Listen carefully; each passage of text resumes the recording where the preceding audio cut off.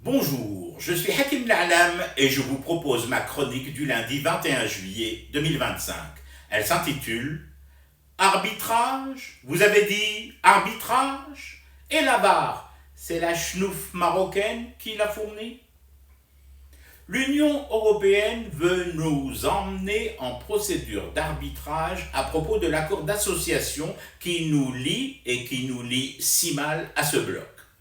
Qu'importe que la DZI crie sur tous les toits de la vieille et usée Europe que cet accord, tel qu'il a été ficelé, est à notre désavantage flagrant et exige son réexamen depuis des lustres et des ampoules grillées d'obsolescence programmées à notre encontre. Qu'importe qu'un pays émergent fasse remarquer que le mot partenaire n'est pas le synonyme de valet ou de déversoir à merde, hashakoum, ou encore de poubelle commerciale. Peu importe aussi que l'Algérie ne soit pas en situation de mendicité et pourrait racheter la dette de plusieurs pays réunis de cette Europe-là. Rien n'importe aux yeux de cet UE qui a entamé une procédure d'arbitrage. Bon, je vois que, comme à chaque fois, il faut rappeler aux autistes de Bruxelles certaines réalités.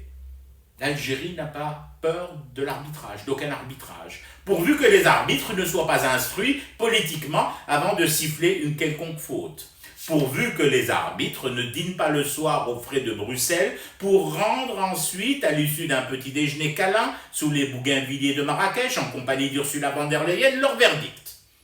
Et puis, de quelle Union européenne parlons-nous au juste? Celle de la schnouf? Celle des enveloppes de bifton trouvées au domicile de nombre de ces hauts dignitaires? Celle qui s'inquiète du retard de livraison des missiles américains patriotes à l'Ukraine, mais ferme les yeux sur l'affamement des enfants palestiniens et de leurs parents dans Gaza réduite en miettes?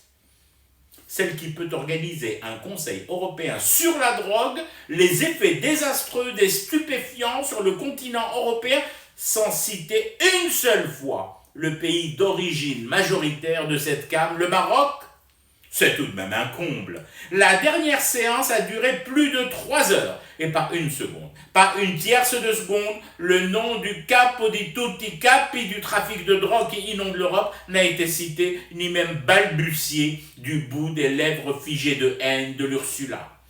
C'est comme d'annoncer sa ferme volonté d'en découdre avec les narcos en prenant à témoin le roi de la chnouf, Momo VI. Alors, arbitrage, a dit l'Europe.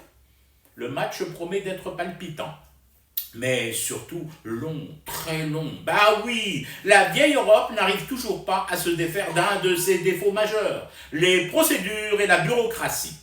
Ça tombe bien. De ce côté-ci, le nôtre, nous avons le temps. Attention, pas un temps d'oisiveté, non, un temps utile que nous occupons d'ailleurs déjà à travailler nos alliances, nos autres alliances stratégiques, entre autres avec l'ASEAN et les débouchés asiatiques.